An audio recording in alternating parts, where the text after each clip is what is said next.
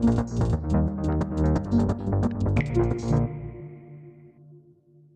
great. With that being said, I'd like to move on a little bit to the obligations of within the CRA. So within this, there's, let's say, two parts. Like, first of all, are there any main obligations that you think would be important to highlight? And the second part is which obligations of the CRA do you think companies in the industry will struggle the most with? Do you think are the ones that will be the hardest to comply with, based on the current landscape? Maybe Victor, you can go first. Yep, thanks. So when we are there's the first part of the question. When we are talking about obligation and something absolutely new, the main big topic that is discussed quite often is SBOM, software bill of materials. So this is, at least from my memory, this is the first example when the regulation, some kind of regulation, is explicitly requiring the companies to know what are the components of their software, document it, update it, and maintain it. So it's quite a huge step forward. Almost all the companies, they don't have it, they will need to start generating the SBOMs.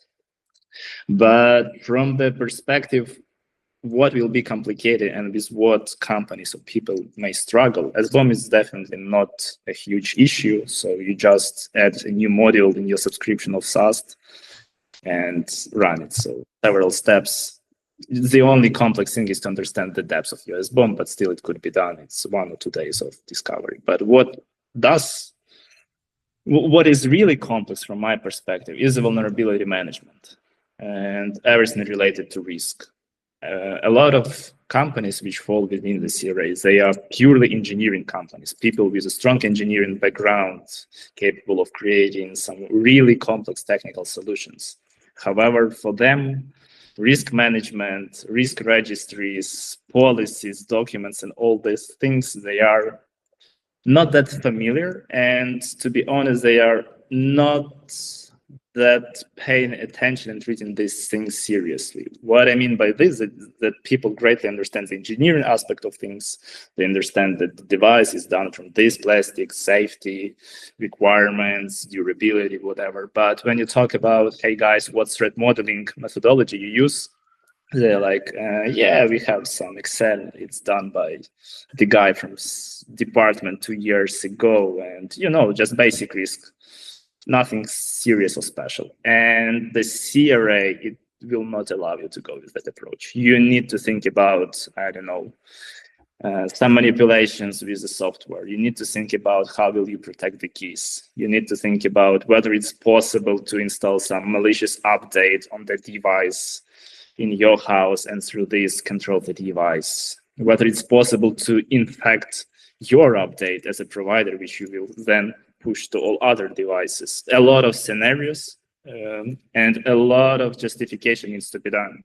As I mentioned earlier, for the devices that are already in development, or sometimes maybe due to engineering reasons, you don't always will 100% comply with all the requirements of the regulation. Whether it's connected to the updates, whether it will be connected to patch management, whatever. So in order to justify all those requirements, you will need to do a fair amount of paper homework to write the policies, to think about compensating controls, and to explain and provide reasonable assurance, how it's known in the audit world, to your choices and to technical decisions. And this will be quite a journey, I would say. Yeah, I'd like to jump in there. There are, in my head, there are kind of like 3 big buckets that are going to be large challenges for our organization. One is one you mentioned broadly. That is the vulnerability management. So basically, the statement is you cannot deliver a product with known exploited vulnerabilities. Now, the easy way, it would be great if you could say, oh, well, I didn't look, so I don't know. But unfortunately, that doesn't count. If you reasonably should have known, meaning that the CV is out there and the vulnerability is known, and you have that component in your product with a non-exploited vulnerability, then you're liable for it. You cannot say, oh, but I didn't scan it, I don't know. So there's like a whole segment of SCA scanning, of SBOM management. And the question is, how deep does your SBOM have to go? That's a big bucket, as you mentioned, that companies are not yet doing. The other thing, which a lot of products don't have, is that you have to provide updates for the reasonable lifetime of the product, and in most cases, at least 5 years. There are a lot of products that do not have a system for updates. So we'll have to figure that out. We'll have to figure out how to do that. What if you're buying your products from a Chinese white label manufacturing, you're sticking a brand on them, and you're selling them in the European market? Who's responsible for the updates? How does that work? There's going to be a whole lot of contractual implications there as to, okay, how do we maintain a product when we're just an importer, for example, but we're the ones responsible for selling it on the European market. And yeah, you need to have that infrastructure to be able to push updates to these devices and to be able to update them. The third big group is the risk analysis. Everything has to be risk-based, so you need to have a proper argumentation as to what the application risk is, what the product risk is, what the risk profile is, and this best practice, which we already know for a long time in OWASP and OWASP SAM, for example, that we should be doing this, but it's not very often done for most of the products, and that's going to change a lot. So at least there is going to have to be some paperwork around analyzing the risk of a product, which is then the fundamentals of everything else you decide afterwards. As Victor said, you may not be able to fill every hole and comply with every detail, but you need to be able to argue it starting from your risk-based analysis. So vulnerability management, updating, and risk assessments. Those are the three big buckets for me. Okay, great. Now, something that would be important to highlight as well. Obviously, both of you, Dag, as part of Codific, and Victor as part of Sigma, you have customers, a lot of customers in the European Union, a lot of which obviously develop software and will fall within the CRA. What is the impact that this regulation,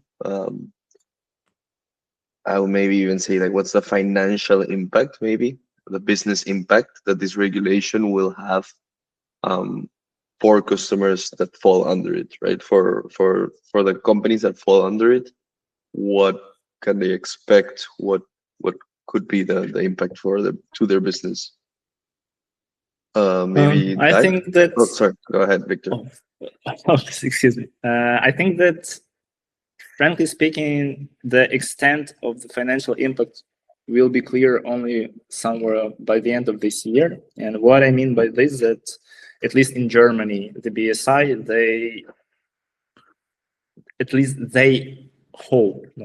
promised to provide the self-assessment checklists in June this year. So once the companies will see the self-assessment checklist and understand how strict the regulator will be about CRA, they will understand the extent of their efforts. Because a lot of people are still expecting some kind of a little bit GDPR story when you will write 2 documents, 3 documents, 4 documents, add, I don't know, several new fields on your website, and that's basically it. However, if the regulator and the European Union will go strict about it, how they have done with the DORA, the implications will be quite quite huge. And we already see in the companies and in the product team specifically, they are changing roles and responsibilities. They are adding people specifically responsible for CRA program, so that the people who have a little bit wider view on the product, not concerned only about the software, but also thinking, okay, and what is about key infrastructure? Okay, and what is about, I don't know, protocols and connectivity and the firmware? So a lot of other things. And these things are often spread around different teams. And now having one person responsible for that, you need to have at least one person responsible for that, someone who understands everything that is happening on the product. Not only someone who knows how they write the code, or the separate person who knows how they write the user documentation, for example. Now, all those things will be under oversight of one person that know everything about the specific device. And that person will need a good tool to put all of that in. Yeah, now we're slowly getting that if that person is responsible, for instance, if you are the company and you have, I don't know, 35 products, and part of them are CRA compliant, part of them not. Getting the understanding what is happening even in 10 products at the same moment is quite complicated, really. So having some tools and standards and process internally, it also will be part of the journey a lot of companies will have to go through this year. Yeah, one of the nice things that the European Union tries to do with these regulations, they did with GDPR as well, is make the financial impact of non-compliance scale with the size of the company. So it's not like a speeding ticket, which is the same fine for everybody, whether you drive a Lamborghini or an old Lada. So the fine depends on how big the company is and how much. So that means that the amount of effort that you would expect from a company is also going to be proportional to the size of the company. So very large, very mature companies, they'll have to be very diligent in their compliance, and they'll have to do more. Whereas if you're a smaller company, you can probably get away with a lighter approach. Maybe, you know, have one designated person that has to go through a kind of checklist, document everything, and save it in a good format, and have that for your products, and make sure you don't miss any of the big chunks. But everybody's going to have to do something. That's, on the other hand, for a lot of small companies, that's going to be really a problem, because a lot of small companies do not have application security expertise in-house. So they'll have to start worrying for the first time about application security, and all these concepts like security by design, like vulnerability management, which they have never heard about, which hopefully will be a positive byproduct of this regulation, is that everybody will start worrying a little bit about it. Hopefully, it doesn't get just passed on to a lawyer that writes a little bit of documentation without even knowing what the product does. Unfortunately, that may be the case sometimes. But best case scenario, everybody gets the kind of basic cyber hygiene internalized, and that would be a good improvement for the industry. And for the cybersecurity, application security consultancy industry, this is, of course, big business in the coming years, because a lot of companies will need more people and more guidance in order to make sure they comply with it. Again, some of it will be legal, some of it will be actual application security. As application security people, we will always complain about the lawyers writing BS in order to comply, whereas we want to do fundamental security. But hopefully there will be a little bit of both.